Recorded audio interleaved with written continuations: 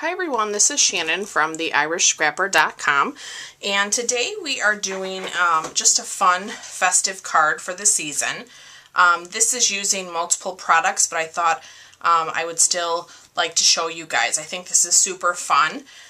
So I've already pre-cut most of the materials because you do have, multiple steps, but I still think it was worth showing. So as you can see, I've created a pumpkin using our oval framelits, and then I've used our embossing folder for the background and a few other embellishments. So let's go ahead and get started with this. For our card base, I am using a piece of crumb cake, and this is our standard A2 size, so 8.5 by 5.5 scored at 4 1/4. So here is our piece of Very Vanilla, and this I've already embossed with the Woodlands, what's it called, Woodlands?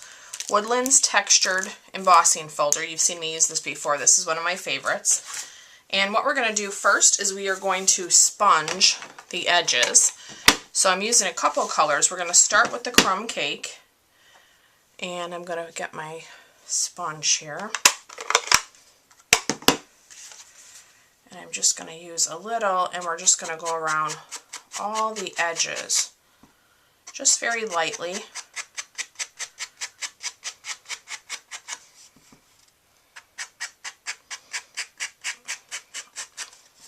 I feel like every time I use this folder, I sponge the edges. I just think it looks so much better with a little extra color.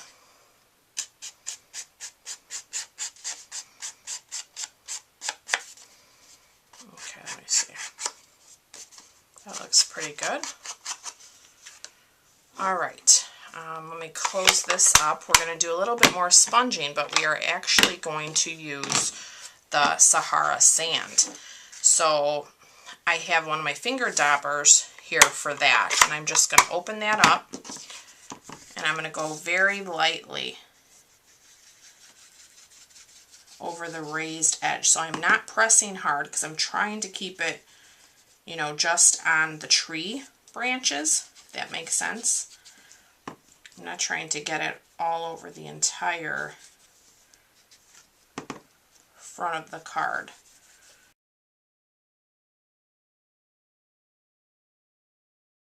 I could have done the edges in the Sahara sand.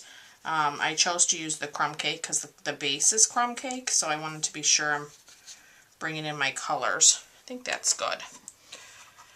Okay, let me close that up for a moment. Alright, so let's get this adhered. Let me just see which way I want it. I think I want it to go this way. So I'm going to get my fast fuse.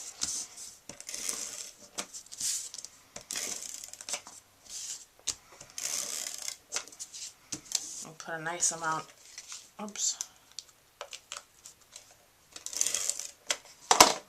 nice amount of that down. Okay, let's lay that. Alright, so now we can move on to our ovals. So I've already, like I said, have cut 5 ovals, and I cut these out of the Layering Ovals framelits, and I used the 3rd largest one of the large regular ovals, not the scalloped. And then I've embossed the front oval, the one I plan on using at the front of the pumpkin, with the Softly Falling. So I've done a little bit of the less dotted pattern and then a little bit of the very dotted pattern. So let me bring back the original so you can see here the front one is the one that I'm going to use with the embossing. Alright, so we are going to sponge the edges of these two very lightly. I just keep getting ink on me today. With the Sahara sand.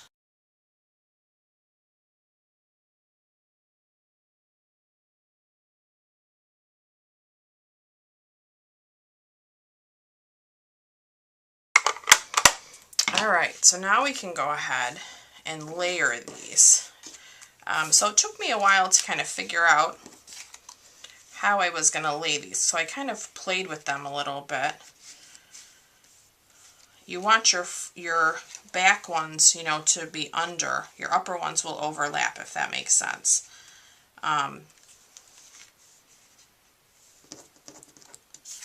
So you kind of want to play around till you can see where your center is, and you want to be sure you're not too high, because you do want to put, you know, the handle for the pumpkin there. Okay, so I think we're gonna go with that. I'm gonna try to leave those there, and I'm gonna put some fast fuse, and then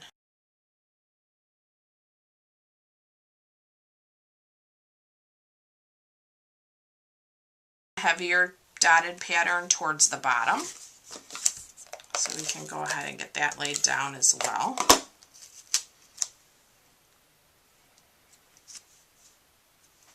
Okay, ooh, I must have had fast fuse on my finger.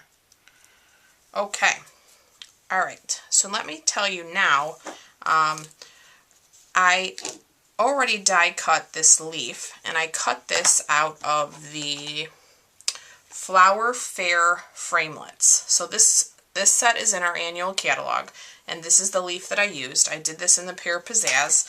We're going to use that here, so that's going to kind of hang off. For the stem of our pumpkin, we are using a little bit of the burlap. So this is already kind of kinked, so I'm going to use that bend to my advantage. You can find this in the annual catalog as well. It's great stuff. And then I'm going to stick that in here. So I'm going to try to just bend it, and then I'm going to get a couple glue dots.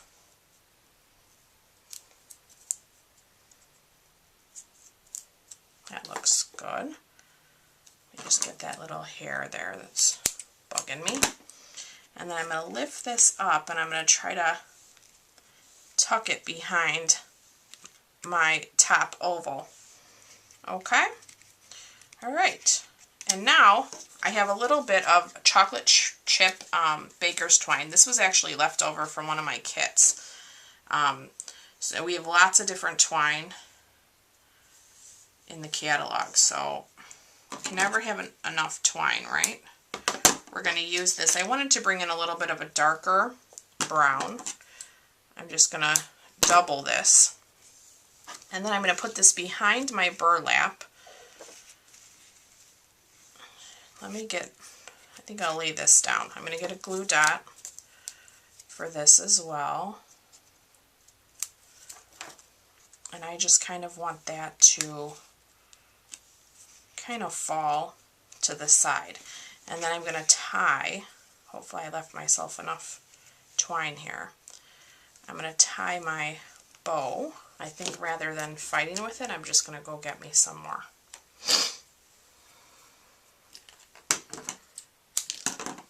I hate wasting, but I have a terrible time with bows on camera, so we all know my history with bows. Alright.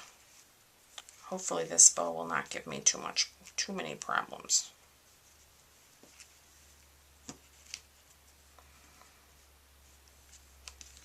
Oh, you know what? I'm going to turn it around. Now it's upside down. And I'm going to try this again. There we go. Okay. Now we're talking. Okay, so now you can manipulate your loops.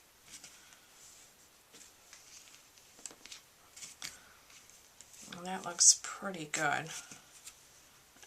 And then we're going to trim this. Okay, perfect. All right, so we're almost there. I have a little scrap piece of Very Vanilla. This is probably about a 1/2 inch. And I am going to stamp from the Holly Jolly Greetings. I'm going to stamp Season of Moments. So kind of generic and can be used for many things. And then you can stamp a different sentiment on the inside of your card. So we're going to stamp that in the chocolate chip. So I have it, it's 2 different stamps. So I have it on my block here. We're going to stamp the season of first in the chocolate chip. Make sure I ink that up good. A little bubble. Okay. Make sure I'm straight and then get that stamped down. And then I'm going to remove that one so I just can have a better handle of my placement so I can see and do my best to line this up. That's pretty good. I had to do my first one a couple times till I got the hang of it. Okay, and then I'm going to flag the edges of this. Now you can do that with your scissors, the triple banner punch. I'm going to use my old banner punch. I still have it on my desk. So let me get that flagged.